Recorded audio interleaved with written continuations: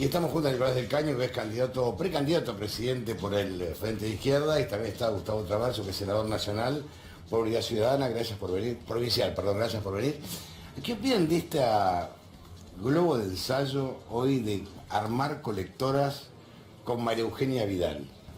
Sí, obviamente que es un síntoma de debilidad y que te muestra que para ellos las reglas del juego se modifican en función de sus intereses, ¿no? Porque acá vos tenés esto de las colectoras que antes supuestamente los podía perjudicar, ahora los puede beneficiar, arman todo tipo de operaciones y también, bueno, hay mucha bronca en la calle, ¿no? Con todo este tipo de maniobras, con todas estas cuestiones, cuando ves que la situación económica de la mayoría del pueblo trabajador empeora cada día, ¿no?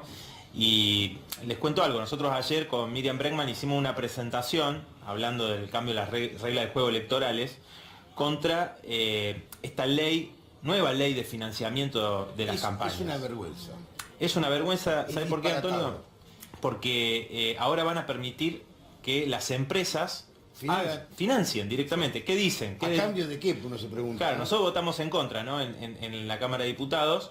Y la verdad que lo que decían era vergonzoso. Decían, bueno, como esto se hacía antes, porque está comprobado, ¿no? Nosotros, por ejemplo, el Frente de Izquierda tenemos aprobados los balances de la campaña del 2015 y los principales partidos no.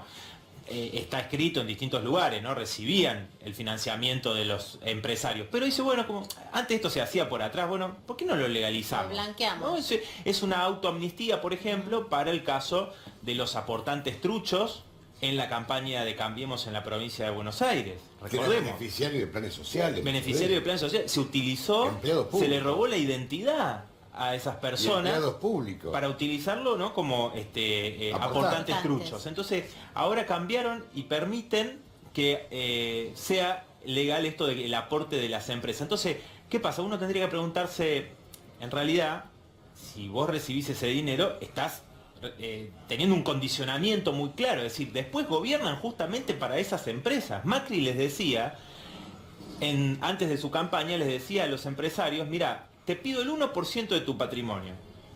Entonces lo mira, bueno, mira, el otro 99% vas a ver cómo va a aumentar cuando yo sea presidente. Le pedía el 1% del patrimonio. Ahora Entonces, es el 2.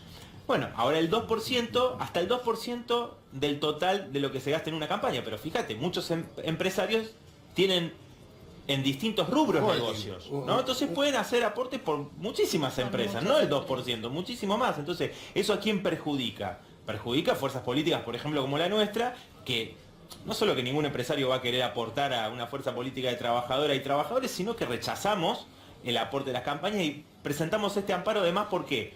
Porque cambia las reglas del juego. Después de convocada la elección, se modifica esta ley de financiamiento que va a favorecer a los partidos que después gobiernan para las empresas como Barrigol, para las Monsanto. Claro. Bueno, de hecho, quien más plata ganó ha sido la empresa que aportó encuestas, como por ejemplo Edenor.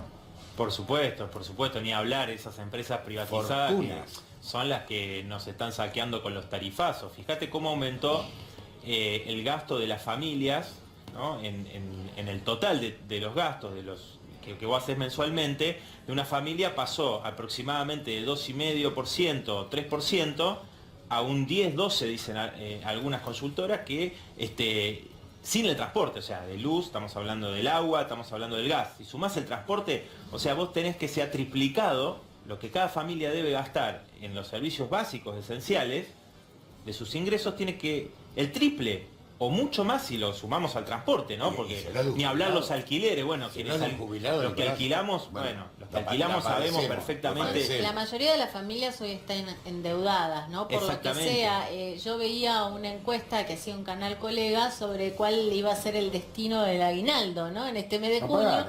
Y la mayoría era para pagar deudas, mencionaban el pago de los servicios, porque la verdad que está... Mucha gente se endeudó para pagar los servicios. Han financiado hasta la luz, el gas, digamos, antes se financia, había financiamiento para comprar bienes de consumo, bienes de capital. Hoy el financiamiento es para pagar las cuentas de los servicios. Esto es vergonzante. Digo. Sí, por eso... Tremendo. El otro día en el supermercado la gente comprando, los que estaban comprando, en 4, 5, 6 cuotas con interés.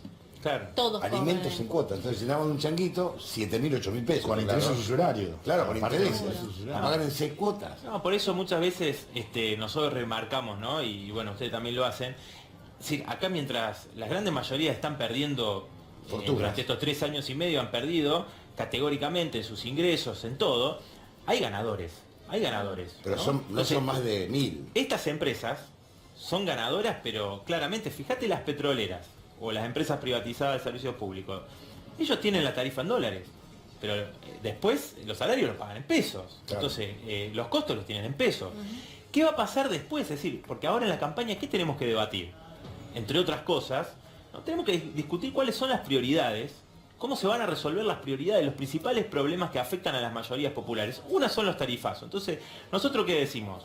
Claramente planteamos que hay que terminar con el lucro en lo que hace a los servicios públicos esenciales, que estas empresas tienen que ser gestionadas por sus trabajadoras y trabajadores, y por supuesto, pasar a manos del Estado, ¿no? Pero no para que sea gestionado por algún funcionario de turno, sino para que los propios trabajadores con técnicos de las universidades públicas, que hoy están siendo atacados, como vemos en el CONICET, sean los que verdaderamente establezcan un plan racional, un plan verdaderamente racional para que la tarifa sea accesible y para que el servicio sea de calidad y llegue a todas las personas, ¿no? Entonces, lo que hay que poner sobre la mesa es eso. Vamos a aceptar las imposiciones del Fondo Monetario Internacional, que por otra parte la deuda es impagable, ¿no? Ayer estuvo una nueva suba del riesgo país. Bueno, entre otras cosas, esas imposiciones hacen que la tarifa se mantenga dolarizada y con esta enorme carga, insisto, se triplicó la carga de los gastos en los ingresos mensuales de la familia en estos 3 años y medio. Gracias, Rosy.